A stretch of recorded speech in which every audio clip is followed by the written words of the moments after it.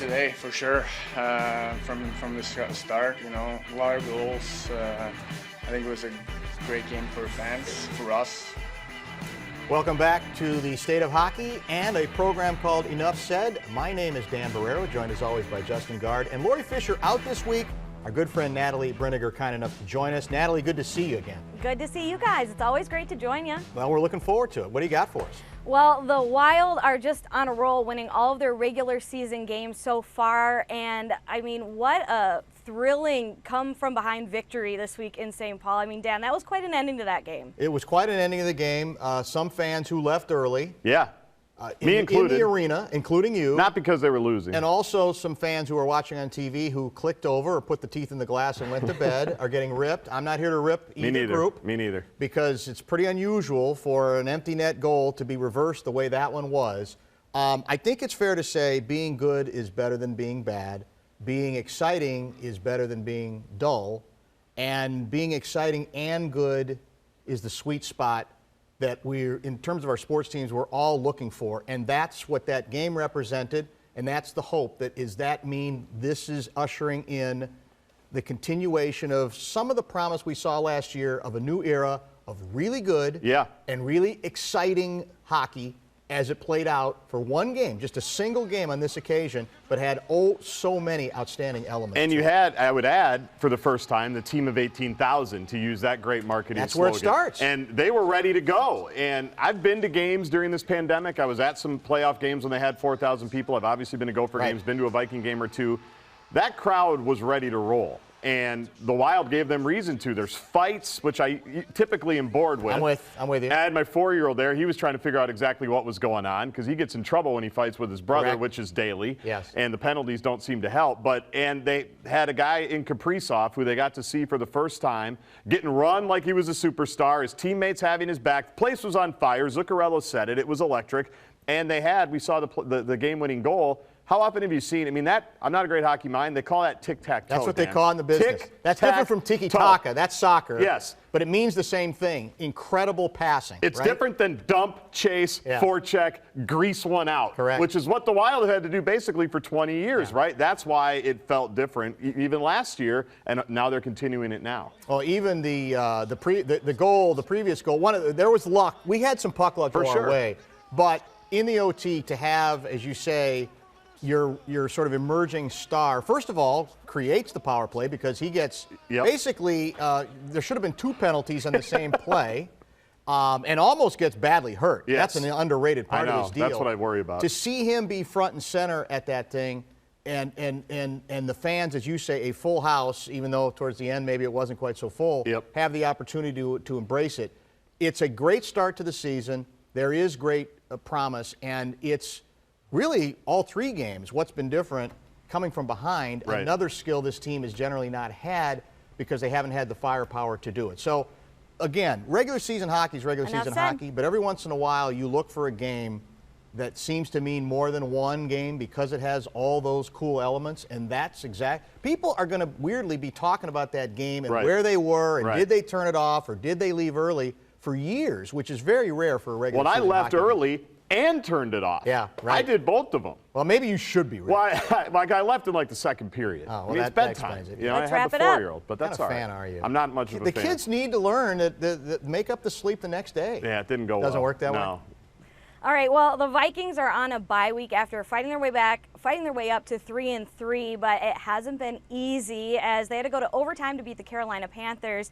Dan, lots of kind of dramatic late game comebacks for the Vikes this season. Yeah, it was again, I mean, if you're looking for theater, leaving out, whether you should put yourself in that position against mediocre teams, you can't argue with it, right? I mean, the Vikings have, again this year, been outstanding theater. Yeah. I do think, though, we're sitting here now, and the good news is at the bye, they got themselves back to 500. So that gives them a fighting chance.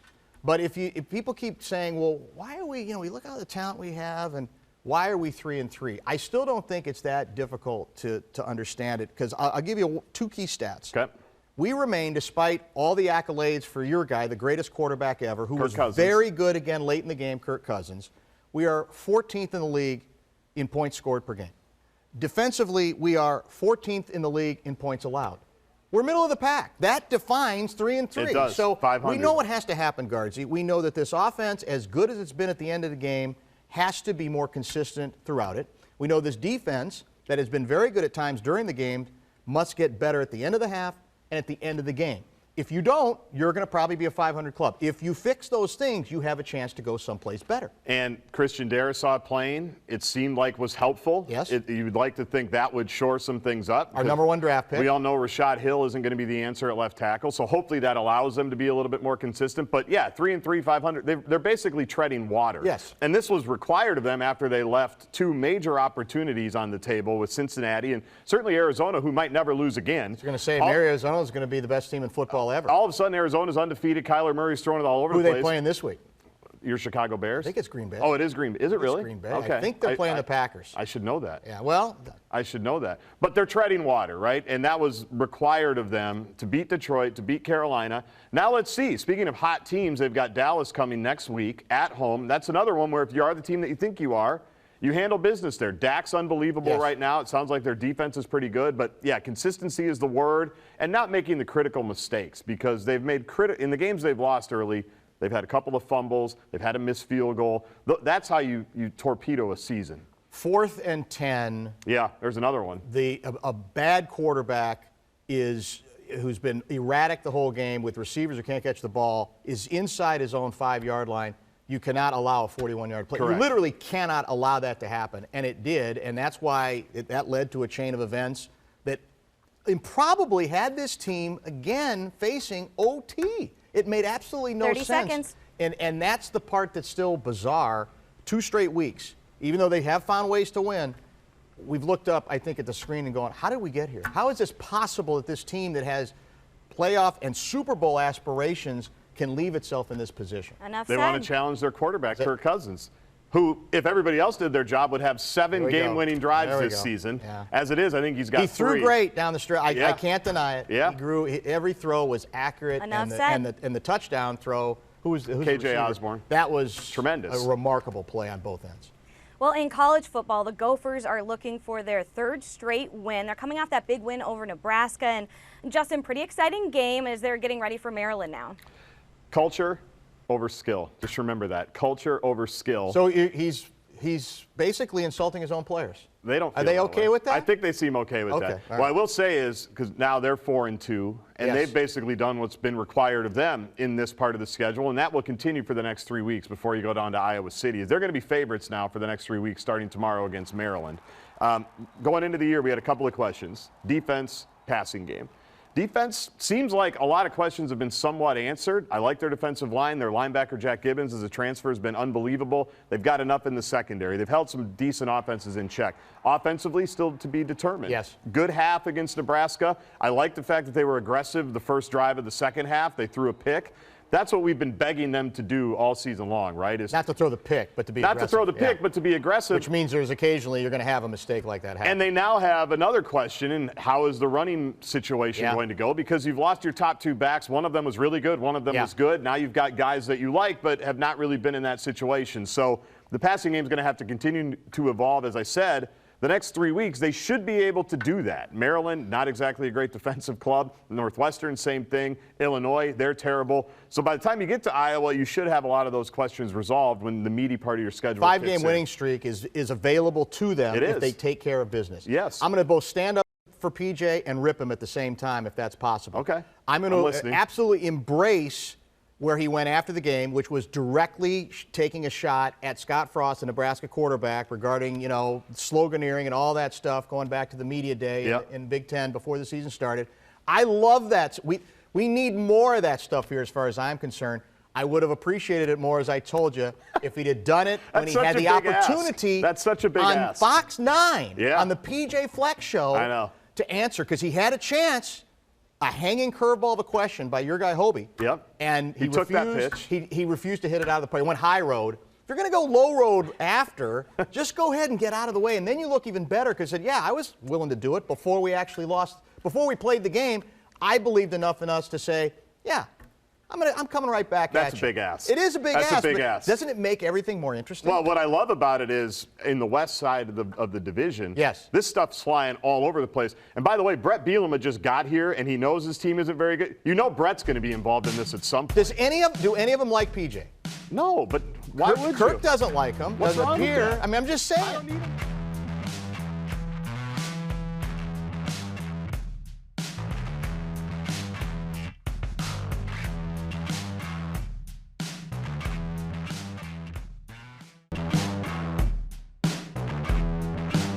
We've told our guys to like fly to the ball, just keep flying to the ball, and make one more play. And some nights it's going to probably hurt us, but most nights I think it'll be able to carry us. Well, the Timberwolves tipped off their season in promising fashion, beating the Houston Rockets at home. It was quite the game. Do you think they can keep it up this season?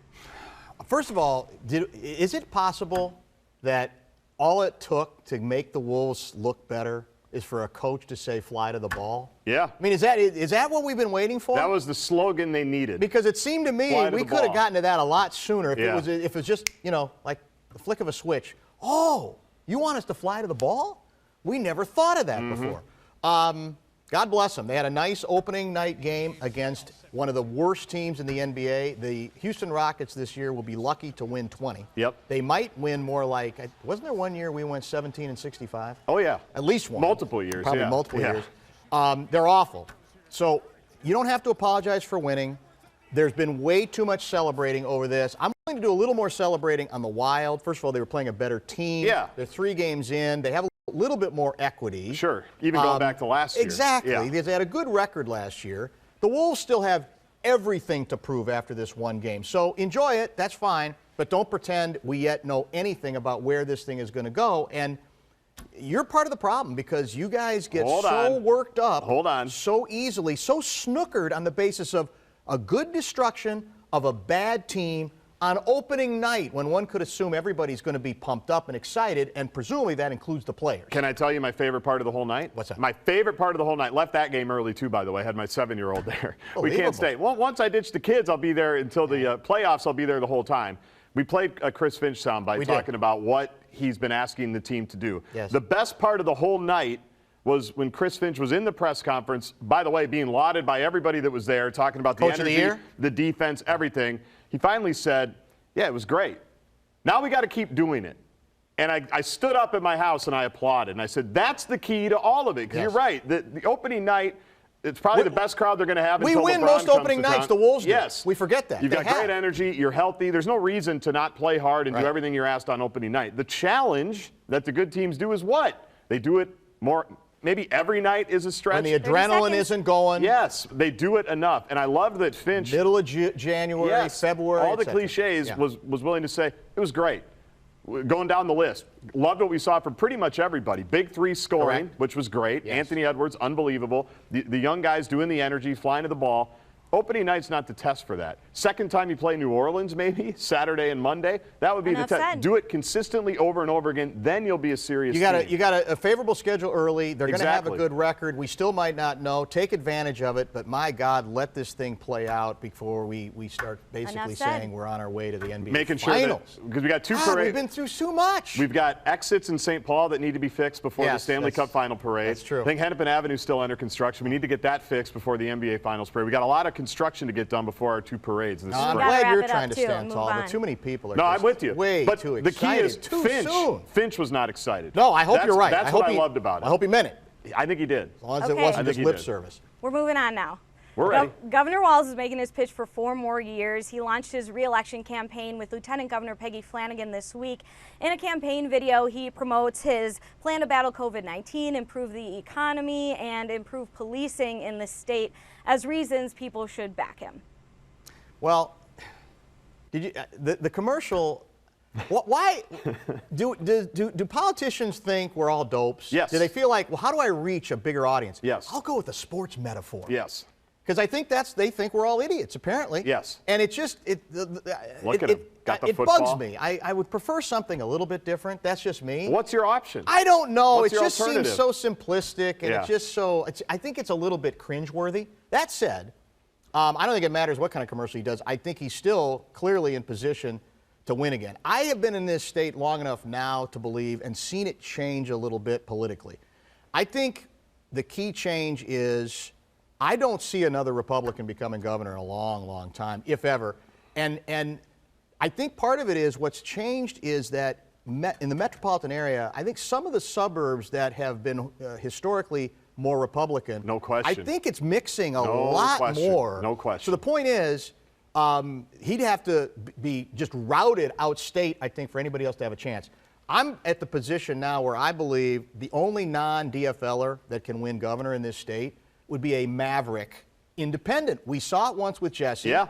And to me, what he represents is the only possibility that a non-DFL governor is going to be elected in this state. So he's got some people hitting him from the left, too. Yeah. And he's obviously getting hit from the right on some of the COVID stuff, I think needlessly in some cases. But so he's got some vulnerability, but I don't think enough, to, quite frankly, to lose. Well, I can be your test case on these suburbs. Yes. Grew up in one of them, live in one of them now. Right. Completely agree with all of that. From people my age and younger, even our parents, 30 you can seconds. tell, have shifted in that regard. So I agree totally that has strengthened the DFL's stronghold on the metro area.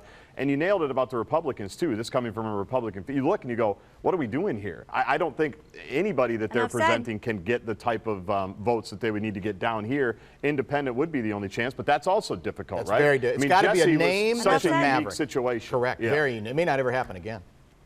Well, some sad news this week. Former Secretary of State Colin Powell passed away from COVID-19 complications. His family says he was fully vaccinated. Current Secretary of State Antony Blinken remembering the retired four-star general. He never stopped believing in America. And we believe in America in no small part because it helped produce someone like Colin Powell. Thank you, Mr. Secretary. Well, guys, he leaves behind quite the legacy. He does, and Condoleezza Rice has told a story that has caught a lot of people's attention. She was at the G.W. Bush's first state visit to Britain. It was going to be an event hosted by the Queen. Big dinner at Buckingham Palace. Rice is there as the White House security advisor. Condoleezza Rice, Colin Powell, Secretary of State, with his wife Alma, and supposedly the talk turns to just the past. And they're talking about 1963, the 16th Street Baptist Church bombing by white supremacists, a horrible stain on this nation's history. And at the time, I didn't realize this, Condoleezza Rice lived apparently only a few blocks away, had actually played with one of the little girls that were killed in that terrorist bombing. Hears the explosion, finds out Alma, Colin's wife, Alma Powell, her father apparently was a principal at one of the big high schools in Birmingham. And Colin was raised, although raised in New York, served in the military in the South, and has told the story. He told the story many times that he could go into a Woolworths to buy anything he wanted, as long as he wasn't interested in eating any food there. He wouldn't be served for food. Right. And as they're all sitting there thinking about all this stuff, they're going, imagine what our parents would think of us now being in the position we're in. And the reminder there is that the Colin Powell story, he's connected to the best of American history and, quite frankly, the worst of American history. That, to me, is the story that resonates with me. That's a hell of a way to do it. And speaking to George W. Bush, I like what he said, because every president had a statement about him, obviously, and a lot of people had statements about him. Many presidents relied on his counsel and his friendship, and he was so popular, he got the Presidential Medal of Freedom twice. I mean, we talk about the honor that is bestowed upon him. He got that a couple of different times, and the American story, the American life, serving in Vietnam, public service the rest of his life, it's incredible. It's incredible. It's a remarkable story, and it's of a different time, probably never to be repeated again.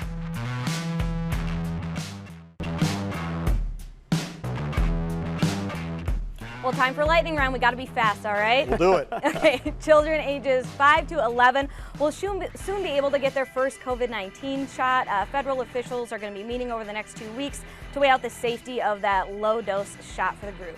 Well, the key to this is, I think, for the first, not say the first time, but there's going to be more pushback from doctors and debate, because there has been from the beginning that when you get to 5 to 11, not all the doctors are necessarily on the same page about what the correct thing is to do. That's what's going to be interesting. And that's why I think the government is saying they're not going to be quite as draconian about the mandate here, correct? They're going to leave it more to the local locations to make the decisions on how far we go. Not all the doctors are on board, and not all the parents. We've talked about this a million times. As someone who's as pro-vaccine as you possibly can, when it's your kids, you do think about it differently, and you probably do ask more questions crazily than you do when it's your own. In part because of the age. 100%. And because the numbers indicating that most kids are not really going to get seriously ill. I mean, none of them are. Right. But relatively speaking to the rest of the population.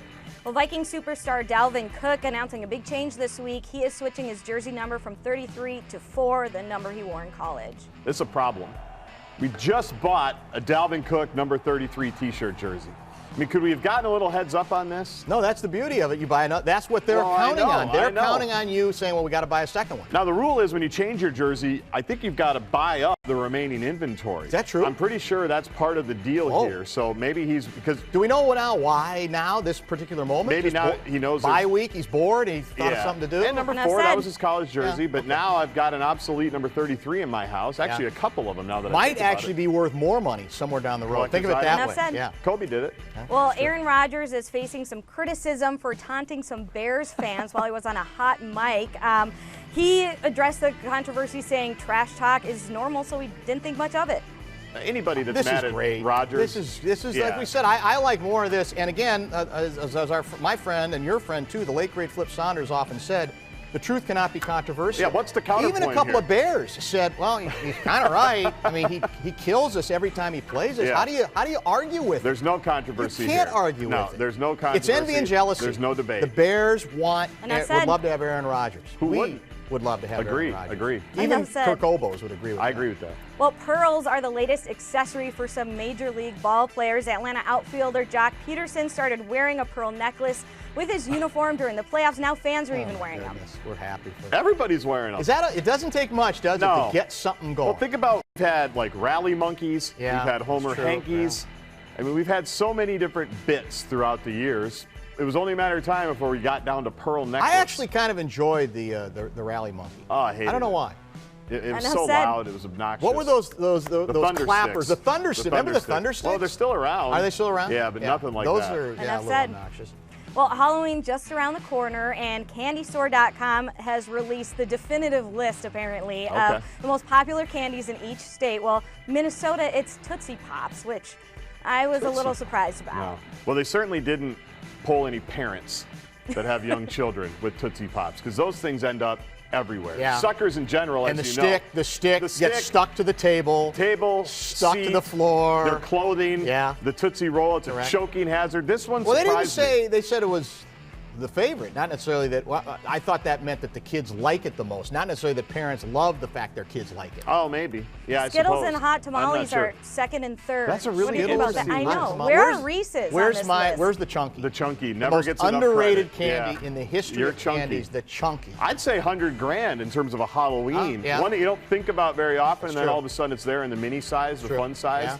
Yeah. But yeah, chocolate's got to be the answer. We have no Enough chocolate said. in the top 3. That's stunning to me. You're going to get some.